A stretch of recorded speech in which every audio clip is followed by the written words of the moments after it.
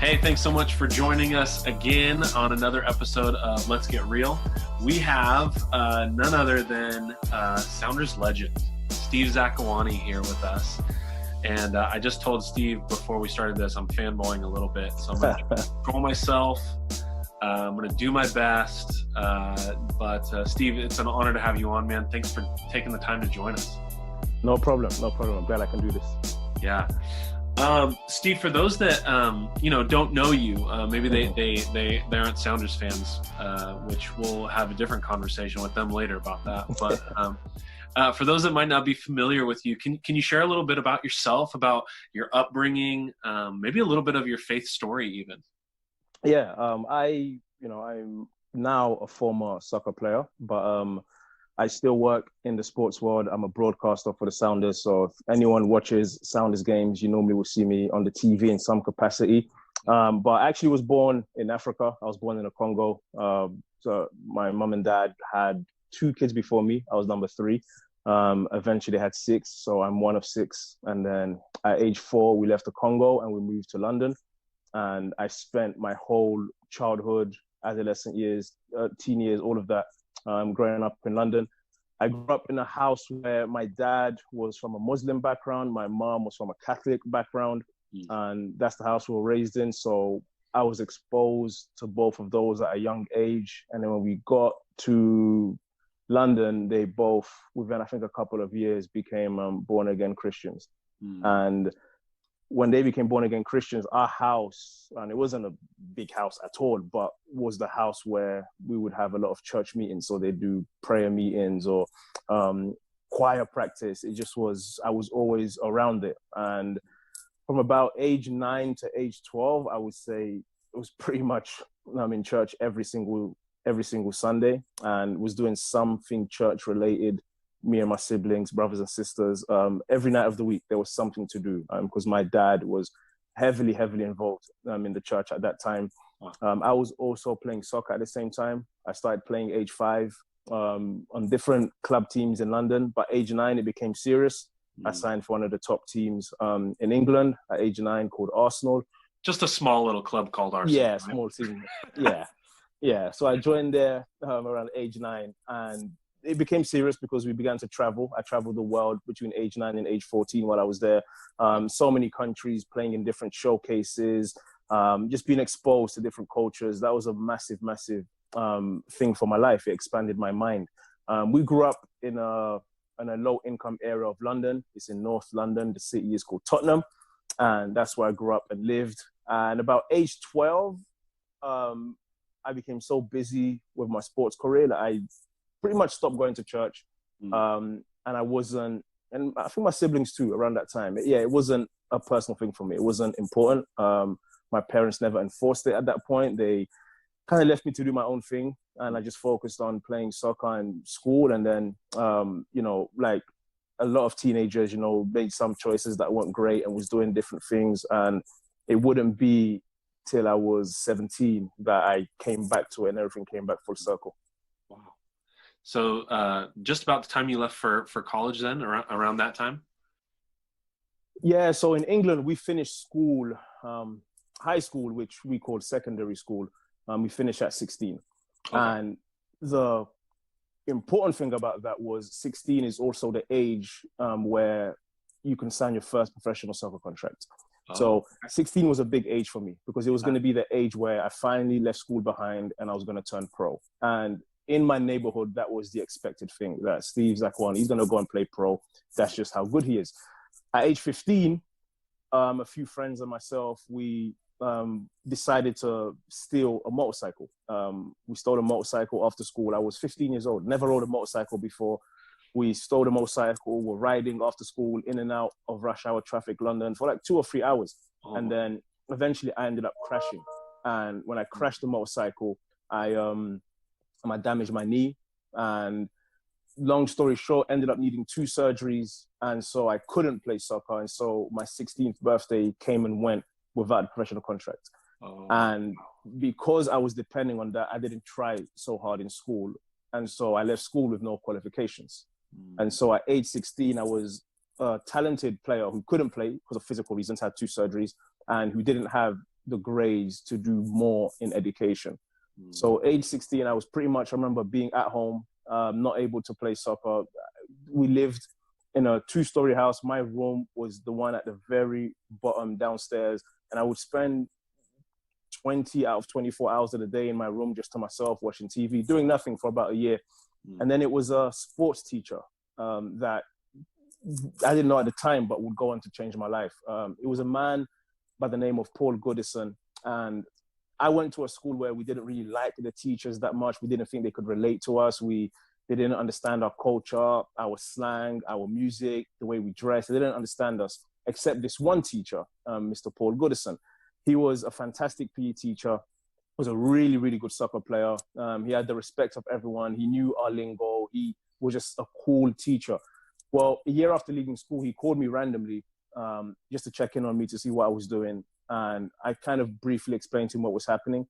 And this was a Saturday night. And he said to me, well, tomorrow I'm going to a leadership seminar and I want to take you.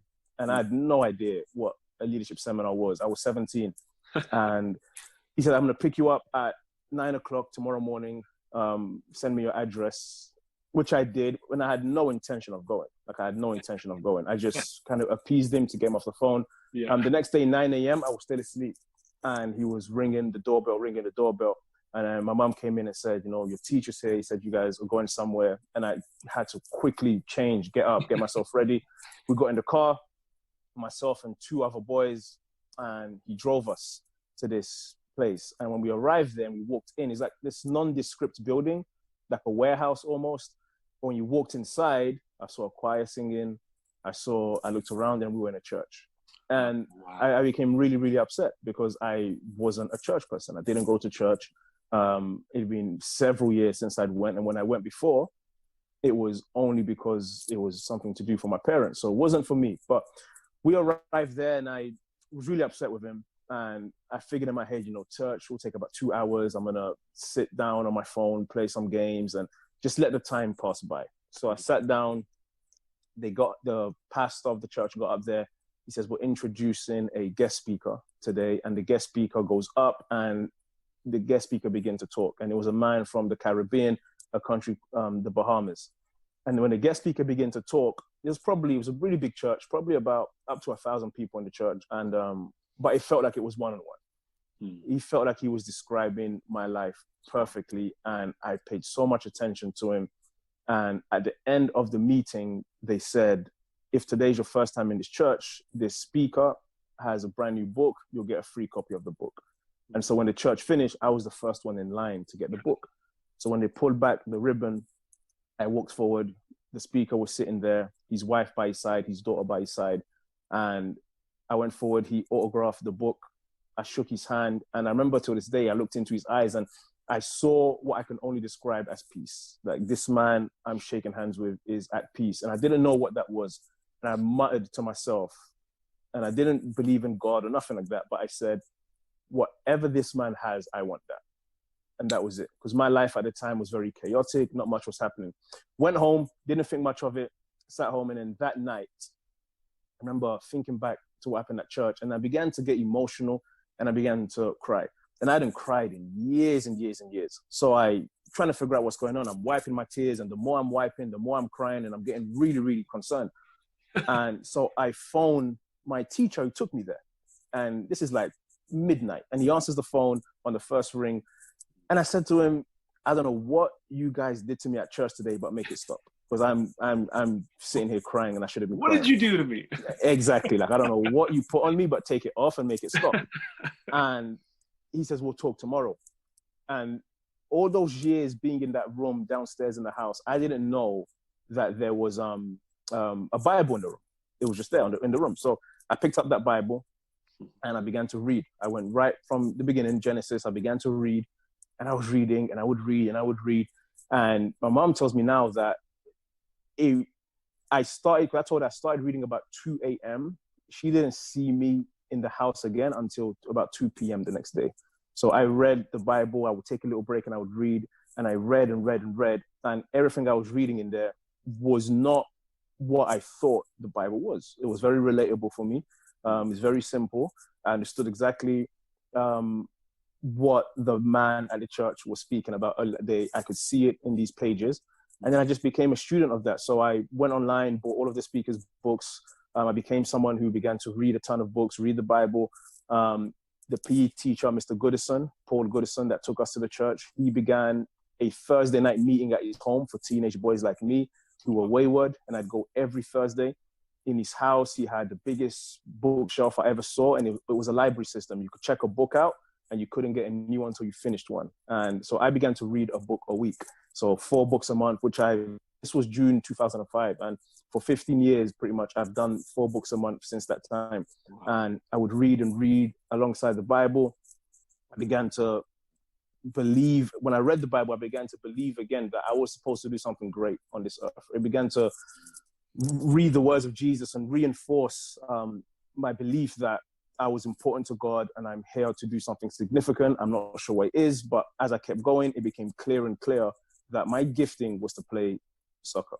That was my gifting. I could play this game better than I could do anything else. And that's what I needed to do. So I'll give you the story of how I ended up coming to America.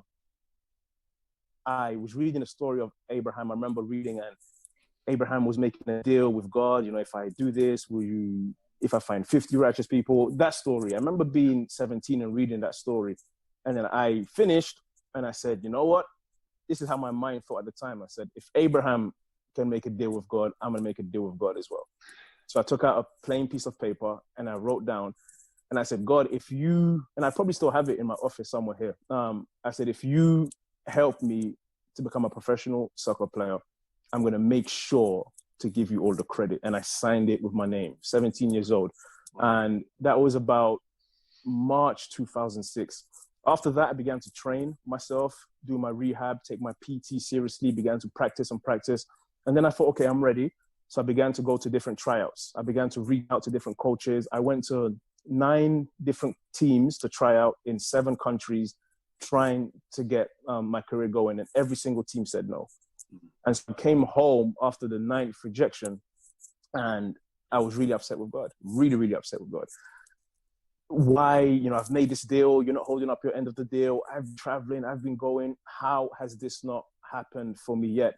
And I read another verse in scripture that says, God is a faithful God and he keeps promises up to 1,000 generations.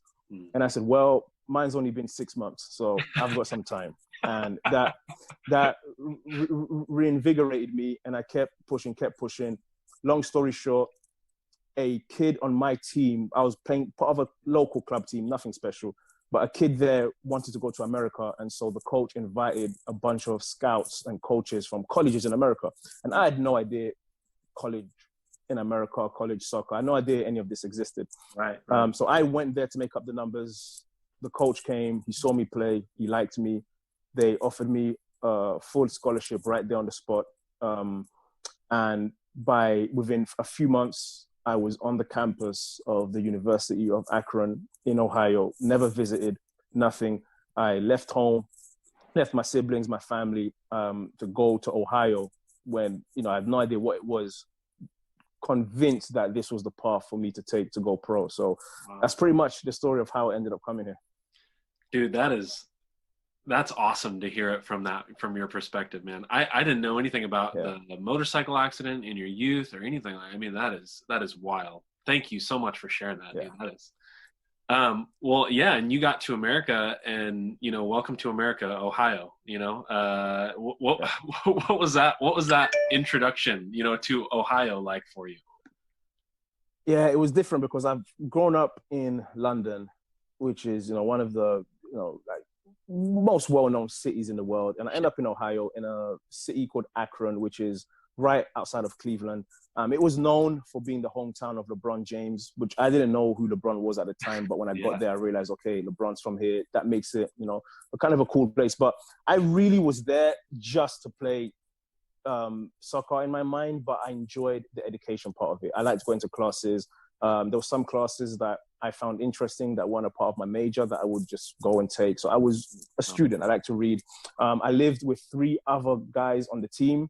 We were the soccer house on campus, and I had my room. In my room, they did like a mini video on me when I was in college. They came to like get a tour of my living space, and they were surprised because there was no TV in the room. There was nothing. It was just a massive bookshelf with all my books, and I had a bunch of my favorite scriptures and quotes all over the wall, so I could see them every morning.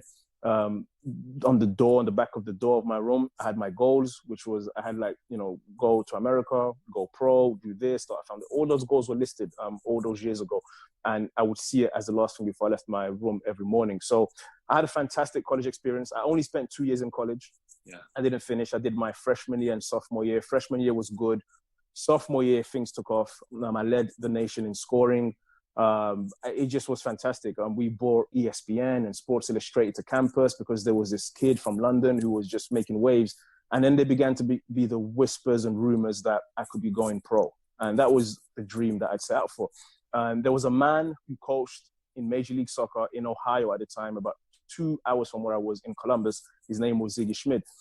And he was able to come and watch me play a few times in college. And so right after my college season finished, Ziggy Schmid had just won the MLS Cup with Columbus Crew, but then he announced he was leaving to take over this new expansion team in Seattle called the Seattle Sounders, and they would have the number 1 pick in the draft. Yeah, that team. And I thought to myself, that would be a cool place to go. I didn't really care about being the number 1 pick, but I wanted to go to Seattle because they were new. So I knew that any coach coming there couldn't have any favorites. We'd all be starting from a clean slate. I also knew 2 of the players they had. I knew Casey Keller from watching him on TV growing up. Yeah. And they signed another guy, a Swedish player called Freddie Lundberg, who, when I was playing in the youth teams at Arsenal, he was playing in the senior team, the first team. So I thought, okay, having those 2 guys, the team will be okay. Went to the draft.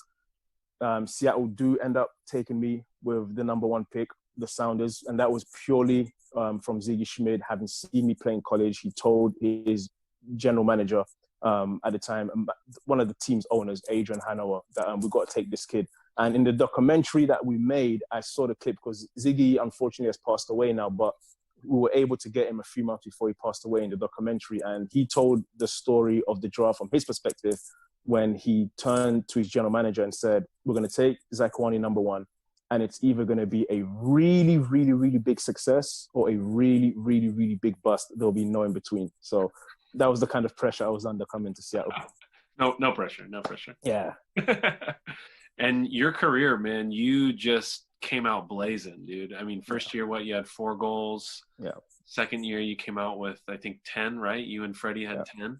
Yeah. That year. And then 2011 started off really strong again, right? I mean, first 6 games, you had 2 goals, 2 assists. I just read up on all this. I don't know. I brushed up a little bit before we hopped on here, right? Yeah. But, I remember being in the stands. I was a season ticket holder that first year, and I remember watching you come out, and man, there was an energy in that place from the start, but especially surrounding you. You came in with all this just expectation, and you were just rising. Yeah. And then yeah, it was good. Yeah, no, that was special time. You're taking me back. That was a special time. Yeah. Oh man, it was incredible. Yeah. And I still remember to this day, just some of the most fun, exhilarating moments in that stadium, watching professional soccer finally in Seattle, and you guys were fun to watch. Who was, you played with some really fun players back then. Who were some of the ones that you remember either playing against or playing alongside who were just like, oh my gosh? Yeah. I mean, for the Sounders back then, our expansion year 2009, we were a group of young kids, and we didn't know what we didn't know, so we were fearless. I think back to, I was 20, 21. Freddie Montero was 22. Osvaldo Alonso was 23. Brad Evans was 23. These were core pieces of our team. We were all young kids, and it just was a great energy. The fan base embraced us.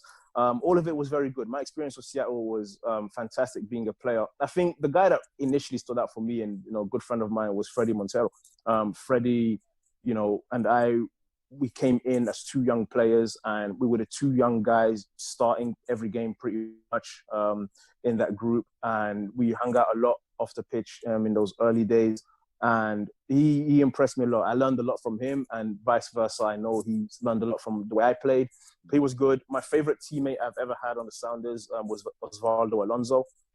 He's Cuban immigrant who just fantastic. He was two people, because on the field he was this aggressive guy who would go around kicking people, and we loved having him on our team. In practice, I hated playing against him, because even though we were good friends, he would still kick me, and that's the way he was. But off the field, the nicest, most calm family man, always at home. He just was a different person, but I enjoyed playing with him. In terms of players who played against, when I played, our big rival was, for me, the Los Angeles Galaxy, and they had two world-class players, Landon Donovan, who's along with another good friend of mine, Clint Dempsey, the two best American players in my book. And they also had David Beckham, who I grew up in England watching. And I got to know Landon really, really well. And I respected him a lot. I got to know David a little bit as well. And so I would say Beckham and Landon were the two that consistently played against, that wowed me and were really, really special to go up against. You have some moments on the field where you just look across and you're like, Beckham for sure, because in England he was like, we have a queen, and he was like the king of England. Like if you grew up playing soccer in England, then David Beckham was the man. You know, he married a Spice Girl, and he was always on the front pages and back pages, and he just was a star. So the first time I played against them, I remember lining up in the tunnel. We're about to come out, and I'm in game mode, and I look across and I see David, and I felt like I was in a video game. Because I've seen that face a million times, but I've never actually seen it in real life. And we got to play. So I actually will give a story about him, because, like you said, I started off strong. 2009, 2010 was, the joint leading scorer with Freddie Montero. I also scored the Sounders' first ever playoff goal that year. Had a fantastic year. Came in 2011, really ready to explode. We were discussing a new contract and all kinds of things. There was some interest from European clubs. I remember speaking with my dad during that time, and him just saying, at some point you have to make the leap and come back home and play here. You're good enough. And those were the things that were on my mind. And in the sixth game of that season, I had my leg broken in a game, really badly. To this day, it's the worst injury that's taken place in Major League Soccer. It was a horrible, horrible injury. And I knew right away it'd be something serious. It ended up being more serious than what I anticipated. It took almost 2 years, actually, to get back on the field. But we were in the hospital room in Denver, Colorado, and this was maybe 2 nights after surgery, and I'm just now maybe coming back around, and my parents were there, I had a couple of friends with me there, and it's the first time I opened up my email, and the first email that I had during that time was from David Beckham, actually, and I didn't know it was him. It was this really obscure, weird email with all these zeros and other numbers. I'm sure he does that for security reasons. And I read the whole email before I realized who it was. And it was David. And I'd never spoke to him before, nothing like that. But I always felt that was such a good touch from him taking the time out of his day. And we stayed in touch throughout my whole rehab, emailing back and forth, communicating. So that was good. But I received thousands of letters and emails, and there's probably some I still to this day haven't been able to open because there were so many. The Sounders were at capacity with the mail they were receiving. Some was being sent to the Seahawks practice facility. It was a trying time, but I always go back and say that incident, while you never want to relive it, in terms of challenging what I thought was my faith, challenging what I thought I knew about God, challenging how I wanted to live. I wouldn't have become the peaceful, calm, happy person I am today without going through those challenges, that challenge of that time. I remember I should circle back, the speaker from the Caribbean that I first heard speak and really transformed my life. He and I became very close. I flew to see him.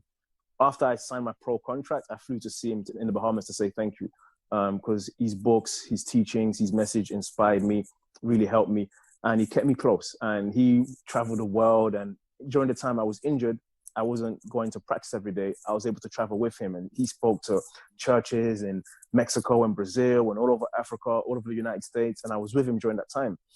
I sent him an email asking for advice because I said to him that this injury, I don't know why it's happened to me. It's the worst injury. I live the right way. I do things the right way. I'm very serious about my faith. And why would God allow this to happen to me? And I might lose my faith over this. I sent him that email. So the next time I saw him, it was in North Carolina. It was me, him, his wife, his daughter. He was getting ready to speak at an event. And we were in the car. The driver was taking us. And his daughter wanted to see the video of the injury. And it's a horrible video. And I've never watched it back. But they went on YouTube. His daughter and wife watched the video and they freaked out. And then he wanted to see it. And when he watched it, he actually chuckled to himself. I remember being extremely offended by that. Why would you chuckle at this? And that was all that happened. We get to the meeting. He does his thing. Amazing. After the meeting, backstage, he calls me in privately, one-on-one. He sits me down and he says, I noticed you were a little bit offended when I chuckled at the injury. I said, well, yeah, this is like my career and my leg was snapped. And I told you it's a very challenging time. He said, well, you sent me an email that said this injury was really shaking your faith and you're about to lose your faith. That's why I chuckled. I said, what do you mean? He says, if your faith in God was only as secure as the health of your right leg, that was not faith at all. And he changed my life right there. He changed my life right there because I sat there and I realized that I had to change my perception of faith, that I could not have faith just because things were going well, just because I was this soccer player and could do these amazing things with the ball and God was blessing me. I had to have faith, even if I never, ever made a comeback and played again. If I lost everything, was I willing to have that kind of faith? And that's why he did what he did. It was to change my perception completely. And right there in North Carolina, I remember sitting down and saying, look, I don't know if I'm coming back. If I do or if I don't, I'm going to choose to have faith no matter what. And I've lived that way the past 9 years, through all the ups and downs. I said, no matter what happens to me, I have faith just because, not faith because of this, because of that, because those things can be taken away.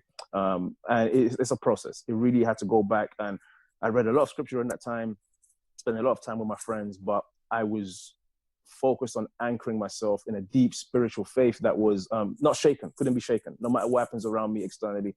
But it took him using that tactic to kind of rile me up, to show me that your faith has to be a lot more secure than the health of your right leg that was broken. And that was very, very impactful for me. Dude, it's Saturday and you're taking me to church right now. That is powerful, man. Wow, what a story, man. Yeah. Thank you for sharing that, man. Dude, you are working your way right through this interview, man. You're hitting on every question that I was going to even asking you anything. Yeah. So, you get the opportunity to speak to a lot of young people now. You get the opportunity to share your story and all those kinds of things. What's the main message that you want to communicate when you get the opportunity to speak to people, when you get the opportunity to share with young people? What's kind of the heart of what you want to make sure that you share when you get the opportunity to speak to them? Yeah, one of my passions is working with young people and stuff, because everything happened for me at a very young age. I was 17 when these things I began to understand these things and understand why it was important to have faith and why it was important to put my trust in God. And it happened very young for me. I was a teenager reading the Bible a ton. And I mean, I was going to practice in college when I was going to college, and I'd be reading scriptures on the way there. It just was a part of my lifestyle, is what I wanted to do. I remember being in college, and my college coach was a guy called Caleb Porter, Caleb Porter became the coach of the Portland Timbers. I didn't realize that. He was the coach at Akron? He was the coach at Akron. So he became a coach of our biggest rivals, the Portland Timbers. But while we were in college, I started a Bible study by accident, because I had one or two teammates that they would say to me, "You are different. Why? Like, you always will be on the way to a game. You'll be in the back with your hoodie on just like this, and you're reading. And then we'll get to the game and you'll score 3 or 4 goals. We'll get back on the bus and everyone's happy and cheering. And you're still wondering, like, what do you do?" I just told him, I explained a bit of my story. And these two kids both went on to become professional players as well. Both of them played for the US national team, and they were my college teammates. And they said, "We're going to come to your house tomorrow. We just want to talk to you about this." And they came for what was supposed to be 20, 30 minutes. And we spent a few hours together. The next week, they came back and they bought 2 more people. And then that kept going until eventually we had half of the guys on the team coming and then other people from campus coming. And I was doing these in my basement where we lived in the house. We lived in the soccer house. And it became every Thursday, I think it was, or Wednesday, I was doing Bible study by accident. So one time we finished the game, and I was always the last off of the team bus after the game. And the coach put his arm in the way to stop me going, Caleb Porter. And he says, there's something happening at your house every week. I don't know what it is, but I know the guys are going there and you're doing something because people are talking about it. It's getting back to me. I want to come. I said, you can't come. And he says, I want to come. I said, sir, you can't, coach, you can't come to the meeting. I said, you're going to intimidate the guys. It's just for the players. He goes, no, I want to come. I said, you come on one condition. You come to the meeting, you can't speak, you sit in the back, and you can't interfere. And he agreed to it. Okay. The next night, we had our meeting, and he came in about 10, 15 minutes late, and he came in quietly, and he sat in the back. And being a college student, having your coach in your Bible study is an interesting experience. And I did the same Bible study I always did. We did our Q&A like I did with them at the end. And then the next day, the coach canceled practice. And he canceled practice to call a team meeting. And his team meeting was 90% of my material from the night before. He took everything I was talking about and was using it for the rest of the team to try and inspire us to have a good second half of the season. And that was Caleb Porter. And he and I became very close after that. And he would always, when I left to go pro in Seattle, he and I stayed in touch and kept talking. And he's in the documentary as well that we made. And he has always said to me that I was one of the best players he ever coached, if not the best player. But that night, he knew that I would have to go on to do something else in my life. That soccer wasn't enough. That there was way more giftings in you. And so that's my message to young people. It always is. Every single human being, I believe, is born with a gift. Every single human being. The sooner you can discover what that gift is and then decide to serve it, just to serve the gift you have, everything else takes care of itself. For me, I didn't know what I was doing at the time. I was playing soccer in college and speaking because I like to speak, and I was just doing it, but these were my gifts, and that's what my life became. I became a professional soccer player. I've traveled the country and the world and doing a lot of motivational speaking and inspirational speaking, and this is churches, universities, sports teams, but these were the gifts that God gave me, and I accepted them, refined them, and I've chosen to live a life of service with my gifts. So some people are good at art, some are good at music, some have business brains, some is a heart for ministry. Whatever that is, I encourage young people to focus their time on that. God gives you a gift, refine those gifts, and find a way wherever you are at that time to serve. I was doing a Bible study for 2 people at one point. Then it became 4, then it became 16, and I couldn't count thousands, tens of thousands that I've been able to speak to in the years since. I was playing soccer when I first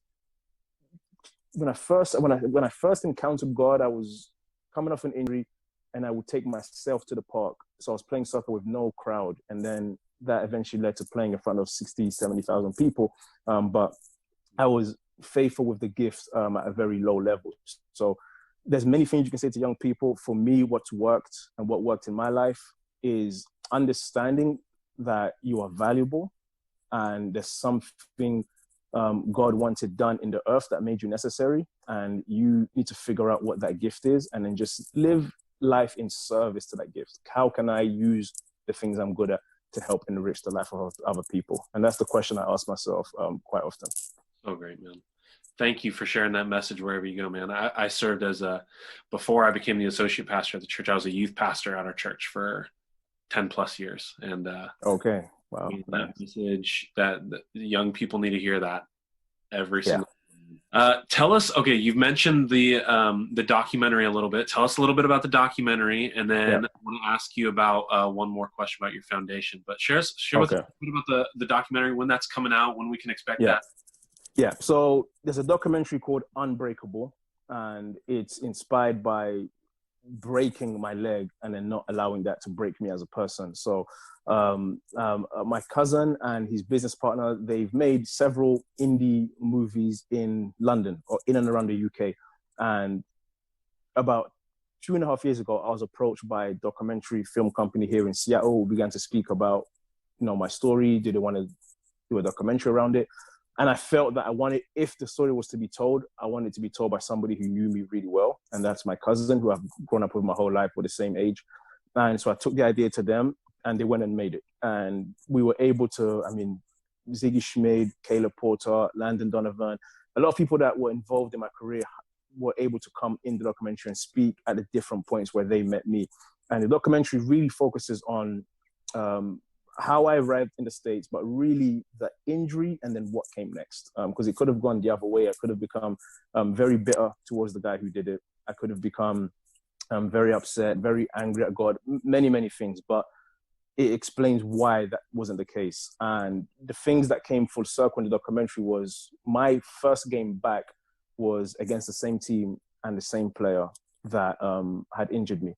And in our sport, after games, you normally would try to trade jerseys, usually with your friends on the other team, or if you're playing against someone you admire, like David Beckham, you're going to try and get his jersey for sure. It's a sign of friendship. So when my first game came back and everybody wanted me to be angry at the guy that had broken my leg, the fans were booing him, and people were very, very upset with him here in Seattle. But when the game finished, I went and found him and traded jerseys, and he broke down in my arms, and we had a conversation afterwards as well. And I had forgiven him months ago, but I wanted to publicly show everyone else that there is no ill will here. And that moment led, parents, teachers, pastors, everybody began to reach out to us just to say how powerful that moment was for them. And for me, it wasn't doing it for that, but it was a show of, I really have let it go. Like, there's no ill will or bitterness towards him. So the documentary focused on how I arrived at that moment and what I've been up to since. There's also was a book that went alongside it called Rise Above. And that book focuses more on my faith journey. That's more everything I've shared in this interview. The book deals more with that, how off the field, my PE teacher, my mentor from the Bahamas, the Bible study I had, it focuses more on that, being a person of faith in the sports world, in locker rooms, being in those rooms. How do you navigate and move in those rooms and still be effective and live your life in the way you want to live? So the book focuses a lot on that as well. But the documentary Unbreakable, we premiered it in Seattle last year, sold out that. Then it premiered in Los Angeles at the Chinese theaters, and it sold out that in LA.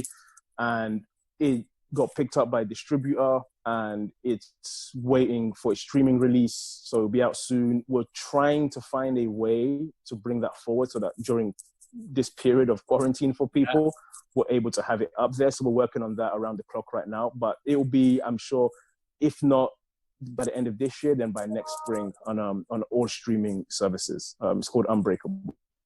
I can't wait to watch it, man. I will never forget. Honestly, I'm a sports nut, but I will never forget watching that game, dude, and watching you exchange jerseys. And the only thing that makes me cry ever, you can ask my wife, is sports.